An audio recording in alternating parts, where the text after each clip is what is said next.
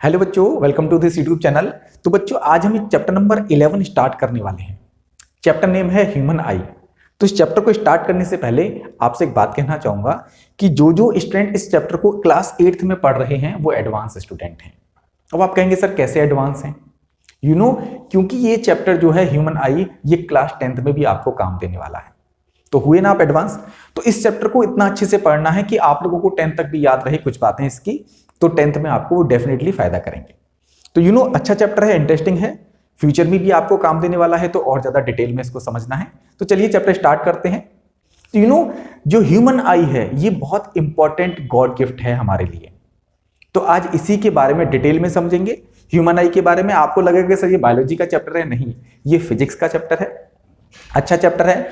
और इसमें जो हमने चैप्टर कंप्लीट किया हुआ है रिफ्रैक्शन वाला, refraction and dispersion of light, उससे भी डेफिनेटली हमें इसमें फायदा मिलने वाला है। एक बात जरा बताइए हमें, हम किसी भी ऑब्जेक्ट को कब देख पाते हैं? आपको मालूम है, डेफिनेटली आपको मालूम होना चाहिए कि ऑब्जेक्ट से लाइट जो है हमारी आंखों पे आती है, हमारी आंखों में आती है, तब उस ऑब्जेक्ट को देख पाते हैं। फॉर एग्जाम्पल, जैसे मेरे पास ये मार्कर है, मैं इस मार्कर को कैसे देख पाऊंगा?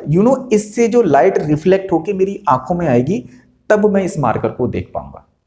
समझ रहे हैं आप? तो हमेशा ध्यान रखना, कभी हम ऑब्जेक्ट को कब देख पाते हैं। जैसे सपोज करो मैं इस व्हाइट बोर्ड को अगर देखूं, व्हाइट बोर्ड को, तो मैं कैसे देख पाऊंगा? इससे लाइट जो है ना रिफ्लेक्ट होकर मेरी आंखों में आएगी, तो मैं इसको देख पाऊंगा। समझ रहे हैं? आपने कभी नोटिस किया है, अंधेरा हो जाए, मान लीजिए सपोज करो आप रूम में पढ़ रहे हैं, सडन लाइट चली जाए, इन्वर्टर भी डाउन है। अब एक बात जरा सुनो, आपको कुछ देखना है, आपकी बुक आपको देखनी है, तो आप क्या करेंगे? टॉर्च जो है ना, उसकी लाइट आप बुक पे फॉल करेंगे तो बुक आपको दिख जाएगी। आप अपनी आंखों पे तो टॉर्च नहीं लगाते ना, हम किस पे टॉर्च लगाते हैं? अपनी जो बुक है उस पर, क्योंकि बुक पे लाइट अगर फॉल होगी तो वहां से रिफ्लेक्ट होगी, फिर हमारी आंखों में आएगी, तो हमें बुक दिखने लगेगी।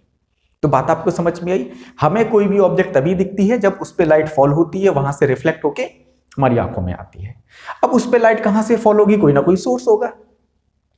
अब आप टॉर्च, अगर मान लीजिए सपोज करो इस रूम में अंधेरा होता तो मेरे पास टॉर्च होती, तो मैं इससे टॉर्च से इस पे लाइट जो है फॉल करता, लाइट वहां से रिफ्लेक्ट होती, तो मुझे आंखों में आ जाती, तो मुझे दिख जाता। अगर मैं टॉर्च इधर मारूंगा तो बाकी की चीजें मुझे नहीं दिखेंगी। क्यों? क्योंकि वहां पे तो लाइट फॉल नहीं हो रही। समझ रहे ना? जहां पे लाइट फॉल होगी वहां से रिफ्लेक्ट होकर मेरी आंखों में आएगी, वही चीज हम देख सकते हैं। तो बात आपको समझ में आई? बहुत ज्यादा इंपॉर्टेंट ये चैप्टर है। अब ह्यूमन आई की बात करते हैं, तो एक बात जरा समझने वाली है इसमें कि ये जो फिगर मैंने ड्रॉ किया है ये ह्यूमन आई का है। लेकिन आप कहेंगे कि सर ये ऐसा फिगर क्यों?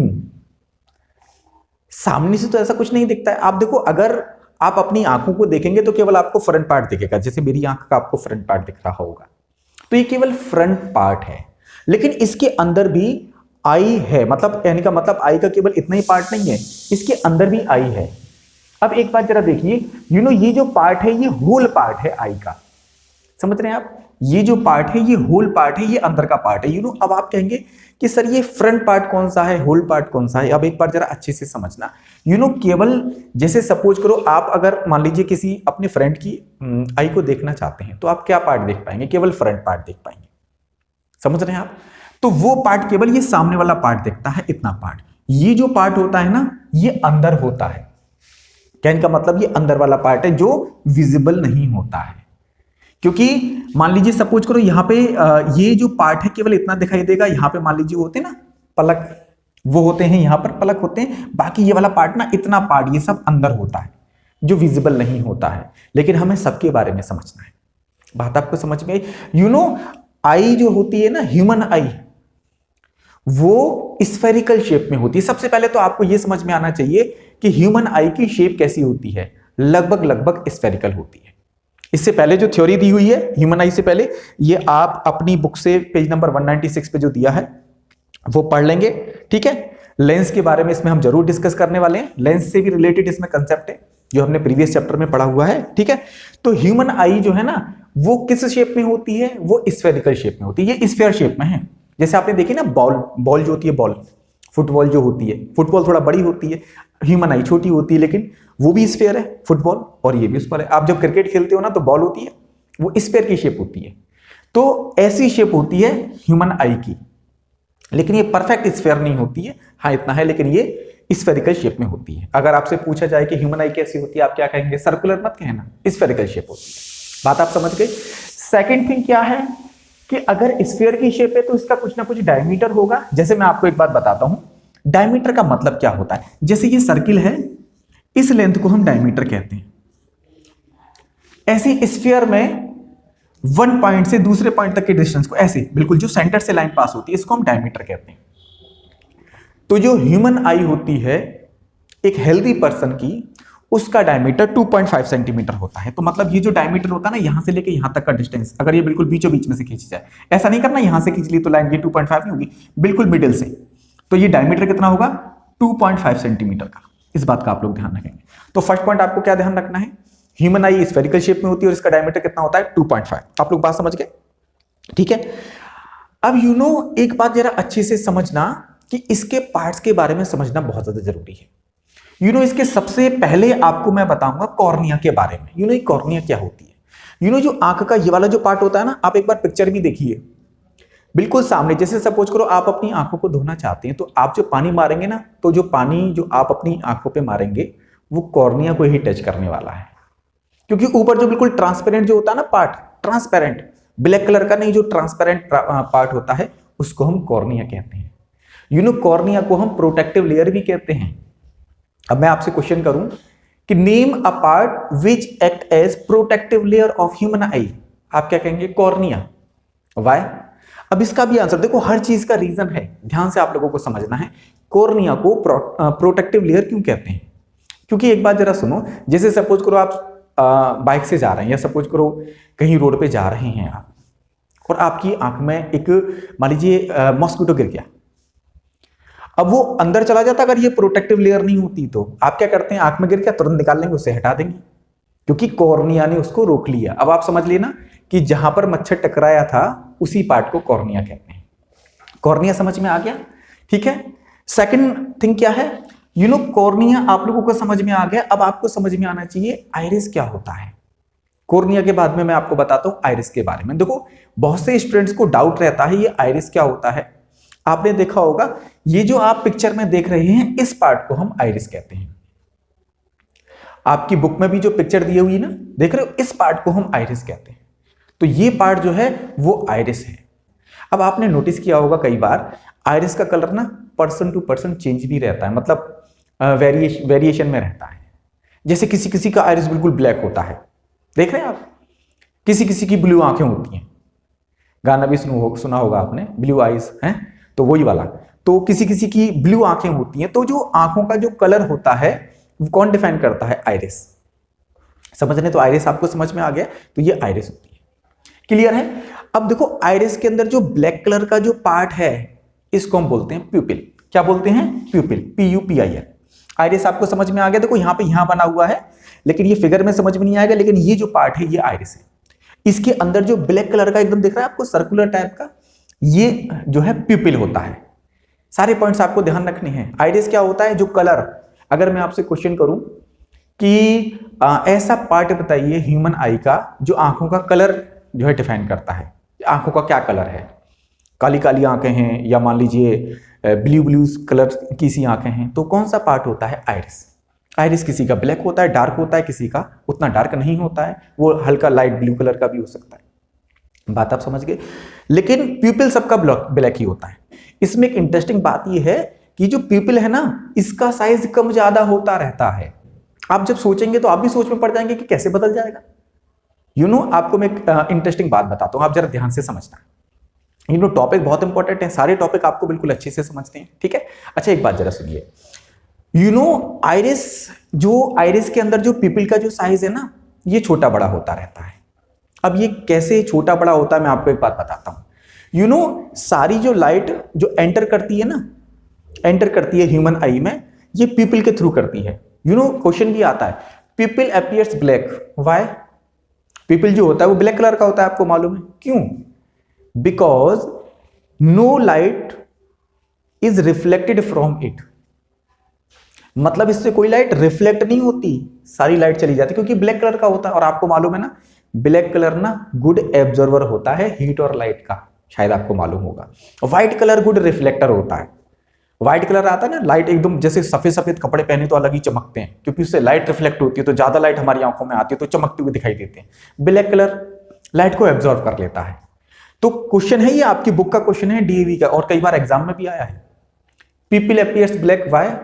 आपको सीधा सा आंसर लिखना है, because no light is reflected from it, यानी कोई लाइट इससे रिफ्लेक्ट नहीं होती, इसीलिए वो ब्लैक कलर का दिखता है। सारी लाइट ह्यूमन आई में जो जाती है, मोस्ट ऑफ लाइट वो कहां से जाती है? पीपल से जाती है, ये बात ध्यान रखना। और पीपल के साइज को एडजस्ट कौन करता है? आइरिस करता है। अब इस बात का ध्यान रखना, आइरिस एंड पीपल, इनके फंक्शंस इंपॉर्टेंट है, ध्यान रखना, कई बार एग्जाम्स में आए हैं। आइरिस एंड पीपल, आइरिस क्या करता है? पीपल के साइज को कंट्रोल करता है, यानी छोटा बड़ा करता है। मैंने आपको बताया ना, पीपल अपना साइज बदलता है, कौन बदलता है उसके साइज को? आइरिस। आइरिस जो है ना, कितनी लाइट आंख में एंटर करेगी उसको रेगुलेट करता है। कैसे? इसके साइज को एडजस्ट करके, ध्यान रखना। तो आइरिस का जो पीपल का साइज कौन एडजस्ट करता है? आइरिस, ध्यान रखना अच्छे से, ठीक है। अब ये मैं आपको बात बता रहा था कि कैसे ये छोटा बड़ा होता है, क्यों होता है छोटा बड़ा। लाइट को रेगुलेट करने की जरूरत क्या है? जब हम आंख खोलें तो लाइट आ जाए, जब हम आंख बंद करें तो लाइट ना आ जाए। तो जरूरत क्या है छोटा बड़ा होने की? लेकिन मैं आपको एक बात बताता हूं, जरा समझना। एक मैं आपको सिचुएशन बताता हूं, जरा ध्यान से समझना, अच्छे से आपको समझ में भी आएगी, ठीक है।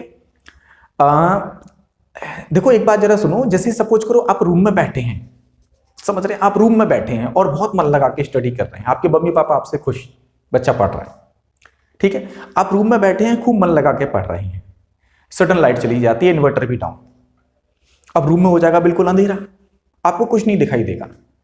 लेकिन क्या कभी आपने नोटिस किया है कि जैसे सपोज करो सडन लाइट चली गई और रूम में अंधेरा हो गया, ठीक है, तो उसके बाद आपको कुछ नहीं दिखाई देगा, आप डेफिनेटली नहीं दिखाई देगा क्योंकि लाइट नहीं आ रही है। लेकिन जब आप रूम में रहेंगे तो धीरे धीरे जो ऑब्जेक्ट्स है ना रूम की, वो विजिबल होने लगती हैं। क्या आपने कभी ऐसा ऑब्जर्व किया है? जैसे लाइट चली गई और आपको कुछ नहीं दिख रहा, फिर धीरे धीरे क्या होगा कि धीरे धीरे ऑब्जेक्ट हल्की हल्की विजिबल होने लगती हैं। उस कंडीशन में ये दोनों अपना वर्क कर रहे होते हैं, आइरिस एंड पीपल। आइरिस जो है ना, जब लाइट कम आती है ना हमारी आंखों में, लाइट चलेगी तो हमारी आंखों में लाइट नहीं आएगी, क्योंकि लाइट रे हमारी आंखों में नहीं आएंगी। तो ये आइरिस क्या करता है? पीपल के साइज को बड़ा कर देता है, यानी अभी था छोटा, अब कर देगा कैसा? बड़ा कर देगा, उसके साइज को बड़ा कर देगा, क्योंकि लाइट कम आती है ना, तो ऑटोमेटिकली ये साइज को, आइरिस जो है ना पीपल के साइज को बढ़ा देता है, ये बढ़ा देगा। तो धीरे धीरे लाइट आने लगेंगी, क्योंकि थोड़ी बहुत तो लाइट रेज रहती हैं, ठीक है, तो वो हमें ऑब्जेक्ट विजिबल होने लगती है। समझ रहे हो? अच्छा एक बात जरूर, अभी एक और मैं आपको एक सिचुएशन बताता हूं, ये आपको डेफिनेटली समझ में आएगी। जैसे मान लीजिए आप अपने घर में हैं, रूम में बिल्कुल बंद है, ठीक है, घर पे हैं और घर में डार्क डार्क सा है, आप सडन बाहर निकलती हैं धूप में, तो ऐसा लगता है आपको, मतलब जैसे आपको ऐसा लगता है कि जैसे आंखों में बहुत तेज लाइट आ रही है, तो अपनी आंखों को आप बंद करते हैं। जिससे सपोज करो बिल्कुल अंधेरा है रूम में, आप जिस रूम में हैं वहां बिल्कुल अंधेरा है और सडन लाइट आ जाए, तो आप भी अपनी आंखों को जरा देर के लिए बंद कर लेते हैं। करते नहीं करते? आपको लगता है कि बहुत सारी लाइट आ गई, तो आप कुछ लोग अपनी आंखों पे हाथ को रख लेते हैं, कुछ लोग अपनी आंखों को बंद कर लेते हैं। ऐसा हुआ है कभी? या कभी आप मान लीजिए स्कूल में हैं, स्कूल में आपके में प्रॉपर मतलब लाइट नहीं है, कभी कभी होता भी है ऐसा, कभी कभी सिचुएशन ऐसी आ जाती है, तो आप बाहर निकलते हैं, आप घर में हैं, बाहर निकलते हैं, तो आपको लगता है बहुत तेज रोशनी आ रही, तो आपकी आंखें खुद ब खुद बंद होने लगती हैं। उस केस में पता क्या होता है, जब आप डिम लाइट में होते हैं तो आइरिस जो है ना पीपल के साइज को बड़ा कर देता है। हमेशा ध्यान रखना, जब आप डिम लाइट में होंगे तो पीपल का साइज बड़ा हो जाएगा, क्योंकि लाइट कम आएगी, तो पीपल की कोशिश ये रहेगी कि साइज बड़ा हो जाए, जिससे और लाइट आए। अब आपके पीपल का साइज बड़ा है, अब सडन लाइट आ गई, अब लाइट आ गई तो ज्यादा लाइट रे जाएंगी, तो जब एक्सेस अमाउंट में लाइट रे जाने लगती है तो फिर क्या करता है, आइरिस पीपल के साइज को छोटा करने लगता है। ऐसा होता है, डेफिनेटली ऐसा होता है। तो क्या होता है कि जब आप डिम लाइट में होते हो, तो आइरिस जो है ना पीपल का साइज को बड़ा कर देता है, यानी पीपल होता है बड़ा। कैसा होता है? पीपल जो है ना कैसा होता है? बड़ा होता है। अब जब बड़ा है तो ज्यादा लाइट रे अंदर जाने की पॉसिबिलिटी है। सडन लाइट आ गई, डिम लाइट में तो थोड़ी थोड़ी लाइट जाती है, क्योंकि लाइट इतनी ज्यादा नहीं होती है, लेकिन जब एकदम सडन लाइट आ जाएगी तो फिर ज्यादा लाइट अंदर जाने लगेगी। तो जब एक्सेस अमाउंट में लाइट जाती है ना, तो फिर वो उसके साइज को कंट्रोल करने में उसे टाइम लगता है थोड़ा सा। तो आपने कभी नोटिस किया होगा कि जैसे आप घर से बाहर जब निकलते हैं तो थोड़ी देर के लिए तो आपको लगता है कि यार ज्यादा लाइट आ रही है, तो आपकी आंखें खुद ब खुद बंद होने लगती हैं, और फिर धीरे धीरे क्या होता है, फिर आप नॉर्मल हो जाते हैं। क्यों? क्योंकि वो पीपल के साइज को छोटा हो जाता है, फिर सफिशियंट अमाउंट में लाइट जाने लगती है, मतलब वो रेगुलेशन वहां पे हो जाता है। तो हमेशा ध्यान रखना कि ये पीपल का साइज छोटा बड़ा हो सकता है, हमेशा ध्यान रखना इस बात का, ठीक है। तो ये बात आपको समझ में आ गई। पीपल जो है लाइट को, जो है आइरिस जो है ना, लाइट को रेगुलेट करता है bye adjusting the size of people. कौन करता है? आइरिस करता है, ध्यान रखना। अब इसके बाद में जो कॉर्निया ना, इसके बाद में यहां पर एक लिक्विड फिल्ड होता है, यानी हमारी कॉर्निया के बाद में एक लिक्विड फिल्ड होता है, ध्यान रखना अच्छे से, उसको हम बोलते हैं एक्वस ह्यूमर। ये ठीक है, हमेशा ध्यान रखना कौन सा लिक्विड है यहां पर, एक्वस ह्यूमर, ठीक है। क्योंकि आप ऊपर नीचे आंखों को करते हो तो वहां पर लिक्विड होता है जो कि फ्रिक्शन को कम करता है, तो एक्वस ह्यूमर होता है, ठीक है। ये आई लेंस है, आई लेंस। जब लाइट रे जाती है ना, जैसे लाइट ऐसे जाएंगी तो वो लेंस से होके जाती है, और लेंस क्या करता है, इमेज बनाता है रेटिना पर। आपने कभी नोटिस किया ना, जैसे कॉन्वेक्स लेंस होता है, मालूम है आपको, देखो ये कॉन्वेक्स लेंस है, ये कॉन्वेक्स लेंस है, यहां से लाइट रे जाएगी तो ये यहां पे मीट करेंगे नहीं करेंगे रेज, क्योंकि ये कन्वर्स करता है, तो यहां पे इमेज बनेगी नहीं बनेगी। तो ऐसे यहां पे कॉन्वेक्स लेंस होता है और रेटिना पे इमेज बनती है। और रेटिना जो है ना, देखो एक बात बताओ कि जहां पर इमेज बनती है उसको हम स्क्रीन बोलते हैं ना, स्क्रीन पर इमेज बनती है रियल इमेज। तो आपसे पूछा जाए कि ह्यूमन आई का ऐसा कौन सा पार्ट है जो स्क्रीन की तरह एक्ट करता है, आप कहेंगे रेटिना। कहां पे इमेज बनती है ह्यूमन आई में? रेटिना पर। यानी जैसे सपोज करो आप फोन को देख रहे हैं अभी, तो फोन से जो लाइट रेज हैं आपकी आंखों में जा रही हैं, और वो किससे पास हो रही हैं? फिर वो कॉन्वेक्स लेंस से पास हो रही हैं, आई लेंस जिसको कहते हैं, और फिर आपकी रेटिना पे इमेज बन रही है तो आपको दिख रहा है। तो समझ रहे हैं? तो एक लेंस होता है, कौन सा लेंस होता है? आई लेंस कहते हैं। ये कौन सा लेंस होता है? कॉन्वेक्स लेंस होता है। कॉन्वेक्स लेंस जो है लाइट रेज को कन्वर्ज करता है कहां पर? रेटिना पर। बात समझ में आ गई आपको? सबका फंक्शन आपको समझ में आ गया। और ये जो आई लेंस है ना, आई लेंस कैसा लेंस होता है? कॉन्वेक्स। तो यहां से तो थोड़ा सा हार्ड होता है। आई लेंस कौन सा लेंस होता है? कॉन्वेक्स। तो यहां से तो थोड़ा सा हार्ड होता है, और ये एंड्स पर जो है ना थोड़ा सा सॉफ्ट होता है। कहां पे? यहां पे बीच में तो थोड़ा सा हार्ड होता है ये, और यहां पे ये सॉफ्ट होता है। कैसा होता है? यहां पे साइड से थोड़ा सा सॉफ्ट होता है। अब इंटरेस्टिंग फैक्ट ये भी है कि ये भी अपना साइज एडजस्ट करता है। आई लेंस भी साइज, ऐसी टू थिंग्स हैं जो अपना साइज यहां पर एडजस्ट करती हैं। एक तो पीपल का साइज एडजस्ट करता है आइरिस, लाइट को रेगुलेट करने में, एंड आई लेंस का भी साइज जो है एडजस्ट होता है, इसकी थिकनेस भी एडजस्ट होती है। बात आप समझे? अभी मैं बताऊंगा इसके बारे में भी आपको। तो आंख के अंदर कौन सा लेंस होता है? कॉनकेव या कॉन्वेक्स? कॉन्वेक्स होता है, ठीक है। और इमेज कहां बनती है? रेटिना पर बनती है। बात आप समझ गए? और ये जो है ना, इसके अंदर एक लिक्विड फील्ड होता है, आपकी बुक में नहीं दिया है लेकिन आप समझ लो। यहां पे एक लिक्विड फील्ड होता है, ये जो पूरा जो डायमीटर जो मैंने आपको दिखाया था, ये पूरा जो रीजन है, यहां पर एक लिक्विड फील्ड होता है, उसको हम कहते हैं विट्रस ह्यूमर। ध्यान रखना, आपकी बुक में नहीं दिया, नॉलेज के लिए बता दिया है, लिख लो, क्या पता कभी काम आ जाए। कौन सा लिक्विड है ये? विट्रस ह्यूमर है, ये रेटिना है, ठीक है। रेटिना से रेटिना जो होती है, वहां से नंबर ऑफ सेल्स होते हैं, अभी मैं इसके बारे में डिस्कस करूंगा। तो ये सेल्स जो है ना, यहां पर ये जो पूरे नर्व्स हैं, इनको हम बोलते हैं ऑप्टिक नर्व्स। अब ये ऑप्टिक जो नर्व्स हैं, इनका काम क्या होता है? इनका काम ये होता है कि यहां से इलेक्ट्रिक सिग्नल ब्रेन को सेंड करती हैं। हाँ, ये ऑप्टिक नर्व्स, ये यहां से ऑप्टिक सिग्नल को कहां पे जो है ब्रेन को सेंड करती हैं, और फिर उन्हें ब्रेन जो है ना इंटरप्रेट करता है। बात आप समझ गए? अब ये जो मैं आपको बता रहा था ना, आई लेंस जो है ना, ये जुड़ा हुआ होता है, ये यहां पर ये जुड़ा हुआ होता है किससे? सिलेरी मसल से। ये जो है ना, ये मसल्स हैं, मसल्स जो है ना आई लेंस को अटैच करती ही आंख में। मतलब कहने का मतलब ये है कि ये आई लेंस जो है ना, ये सिलेरी मसल्स साइड में होती है। जैसे कहने का मतलब ये आई लेंस है, अब ये बिल्कुल अटैच है, यहां पर ये सिलेरी मसल्स होती है। तो ये सिलेरी मसल्स हैं। कौन सी muscles? Ciliary muscles. Ciliary muscles eye lens के साइज को एडजस्ट करती हैं, हमेशा ध्यान रखना। अब आप कहेंगे सर एडजस्ट करने की क्या जरूरत है? आई लेंस को क्या एडजस्ट करने की जरूरत है? यहां पे कोई ऑब्जेक्ट होगी, उससे रेज आएंगी, यहां पे जो है इमेज बन जाएगी। लेकिन इसमें भी इंटरेस्टिंग बात यह है कि अब एक बात बताइए, आपने नोटिस किया होगा, आपको अच्छे से याद भी होगा कि कॉन्वेक्स लेंस के आगे अगर ऑब्जेक्ट की हम पोजीशन चेंज करते हैं तो इमेज की भी पोजीशन चेंज हो जाती है, होती नहीं होती है? ऐसा आपने नोटिस किया? जैसे ऑब्जेक्ट अगर ये मान लीजिए ये लेंस है, चलो मैं यहां बना के दिखाता हूं, ये कॉन्वेक्स लेंस है, यहां पे हम ऑब्जेक्ट रखें तो मान लीजिए सपोज करो यहां पे इमेज बन रही है, और दूर करेंगे तब भी यही बनेगी क्या? नहीं। अगर हम ऑब्जेक्ट की पोजीशन यहां पे चेंज करेंगे तो इमेज की पोजीशन यहां पे भी तो चेंज होगी। लेकिन ह्यूमन आई इतनी ज्यादा मतलब इंटरेस्टिंग है, आप जरा समझेंगे कि कहीं भी ऑब्जेक्ट हो सबकी इमेज जो है रेटिना पे ही बनती है। आपको मालूम होगा कि आप पास की ऑब्जेक्ट भी देखते हैं, अब आप फोन पकड़े हुए हैं, पास की ऑब्जेक्ट है ये, आप किसी दूर ट्री को देखेंगे उसकी भी इमेज रेटिना पे बनेगी, तो साइज तो एडजस्ट होगा ना। तो ये सब होता है आई लेंस के साइज के एडजस्टमेंट की वजह से, इसी वजह से हम दूर का एज वेल एज पास का देख पाते हैं। तो हमेशा ध्यान रखना। और एक और बात ध्यान रखना, जब हम पास के ऑब्जेक्ट देखते हैं ना तो आई लेंस हो जाता है थिक, यानी उसकी पावर बढ़ जाती है, हमेशा ध्यान रखना। अभी आगे डिस्कस करेंगे लेकिन इतनी बात ध्यान कर लो आप, क्या कि अगर हम पास के ऑब्जेक्ट देखते हैं तो आई लेंस कैसा हो जाएगा? मोटा, यानी थिक हो जाएगा, उसकी पावर बढ़ जाएगी। जो मोटा होगा उसकी पावर ज्यादा होगी, हमेशा ध्यान रखना। आप कहेंगे नहीं सर पतले की भी पावर ज्यादा हो सकती है, लेकिन मैं बता रहा हूं जनरली ऐसा मानते हैं लोग कि जो मोटे होते हैं उनकी पावर ज्यादा होती है। तो बस इतना सा ध्यान रख लो, जो मोटा है उसकी पावर ज्यादा है आई लेंस के केस में, ठीक है?